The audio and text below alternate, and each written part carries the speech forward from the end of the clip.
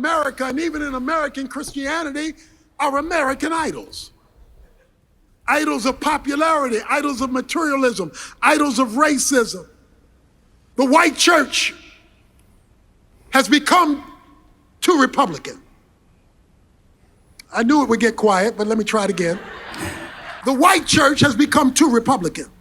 You have wrapped, too many, have wrapped our faith in the American flag. And when you go for a nationalistic faith, you have contaminated the gospel. Not because you're Republican, but because you've now made the nation subject to the wrong kingdom instead of the nation having to adjust to our king and his kingdom.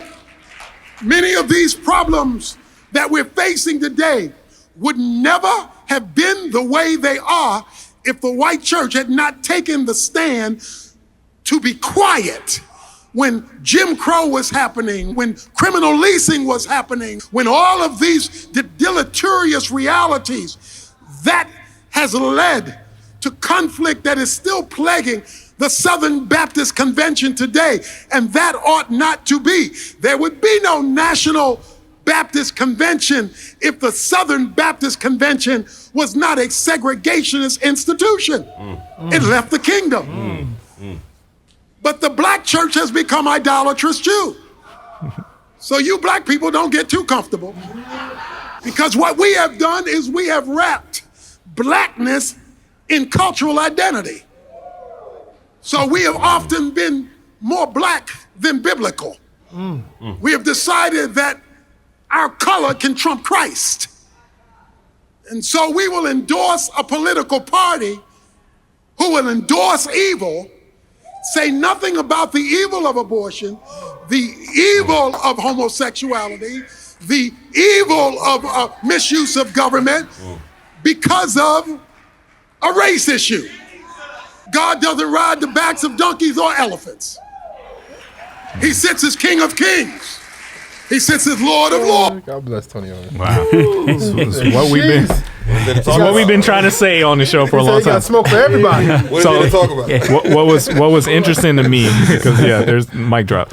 But we just put out a video, talking about the whole Trump Bible thing. Yeah. And in the comments, people who I've seen in our comments on other things where we're like talking about Candace Owens in a positive way, now they're like, you can't talk about him that way. It's like, wait a minute, hold on. We're calling out nonsense wherever it is. I don't care which side of the aisle you on. I don't care who you vote for. Right. So why do you feel like you need to defend this man? You know what I'm saying? Yeah. So if we go do one about Biden and the whole transgender thing, then you're gonna be like, yes. Yeah. It's all nonsense. We got to call it out wherever it is.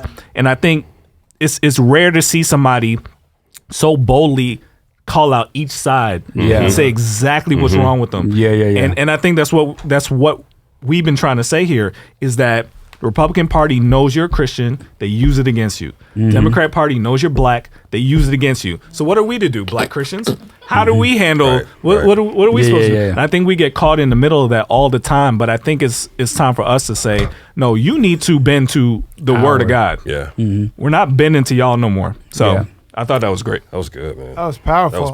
That was. Yeah, I'm in agreement. At the end of the day, even when it comes to a political side, I call myself a Democratic Republican, right? Because I believe in issues on both sides. You know what I'm saying? From the finances, to the social issues. So for me, it's a matter of what candidate is the best candidate in that format. But I think as a church or as a body of people, we should discuss the rights and the wrongs, and it shouldn't be about where this opponent come from. It's what does that person believe and how does it benefit us in regards to our faith and our walk, right? Yeah. We don't do that. We get caught up in sides, and then the propaganda comes where they pitching us against this or pitching that against whatever. So for me, it's like at the end of the day, I just want to know who's the right person. And then when you really think about it, if you're not voting in your local elections, you ain't really getting it right anyway. Man. Because the law, and when people got mad at the Trayvon Martin situation, that was a Florida law. Had nothing to do with, you know what I'm saying? So all the Floridians should be mad because they voted. They didn't go to the polls and vote, you know what I'm saying? Or they voted for that. So at the end of the day, you got to pay attention to everything. The local elections is whatever city you in or whatever state you in, those are the laws that govern you. Yeah. But here's the question. Why isn't the local election sexy to black people? Do you think sometimes it's ignorance? Yeah. Right. I mean, for 2-3 years running now. Well, first of all, let me say this too on that. That, you know, we often use the term heart check. I mean, that's beyond a heart check. That's a Christ check, right? That was like I love moments like that where it just makes you like, let me take that in. But 2 years running, man, during the election process, and we'll do it again this year, we talked through on the station, at least on my show, just being engaged in the process. What's your responsibility? Because you may not like the process, but until we have theocratic rule, this is the process, right? And so I don't choose a party. I like to talk about, have you understood the issues? That part. And then have you started to research people who align with the larger part of your issues? And then have you made inroads to spend time with those people? First of all, your local representatives are accessible. You can schedule a meeting. You can go sit down with them. Then you can go to other town halls and whatnot. So then you go from there, local to state to national, right? And so unless you've done that, then you haven't taken a hold of your rights as a citizen, a tax-paying citizen that's paying for all of it, by the way. And so everything else after that, to me, becomes a little diluted if you're not doing that. And then you don't understand the power of voting. That's right. That's why they're trying to take it from you. Yeah. Because it really matters. Yeah. You know, when people showed up for Obama, they really showed up. And that changed the whole perspective to where now they, you know, the powers that be tried to change the map. Right. They were like, hold up, we can't allow that to happen. So at the end of the day, I'm with you.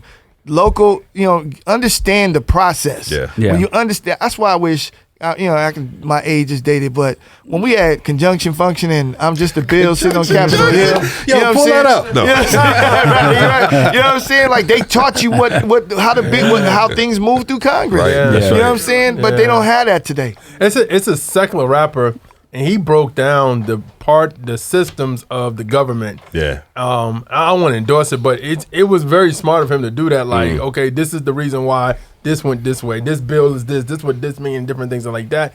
And I think that's what needs to be done, because I think people automatically think when Obama got in office, like, yo, it's on and popping, and then you get mad because it ain't on and popping, but you don't know your local mayor or you know what I'm saying? You don't know none of these people, and you don't care to know, honestly. And that's sad. It's like in certain cities, but like you said, you go to other people's cities and they in those town halls like, no, y'all said y'all gonna do this. Right. Y'all need to do what y'all said y'all gonna do. That's actually right. Yeah. And you know what? People overseas who are under parliamentary rule and whatnot would be begging to be in opposition. Yeah. Real fact. Real fact. Yeah. And then at the same time, if the president is nothing but the CEO of the United States. Yeah. Right. He can't make a move without Congress. Yeah.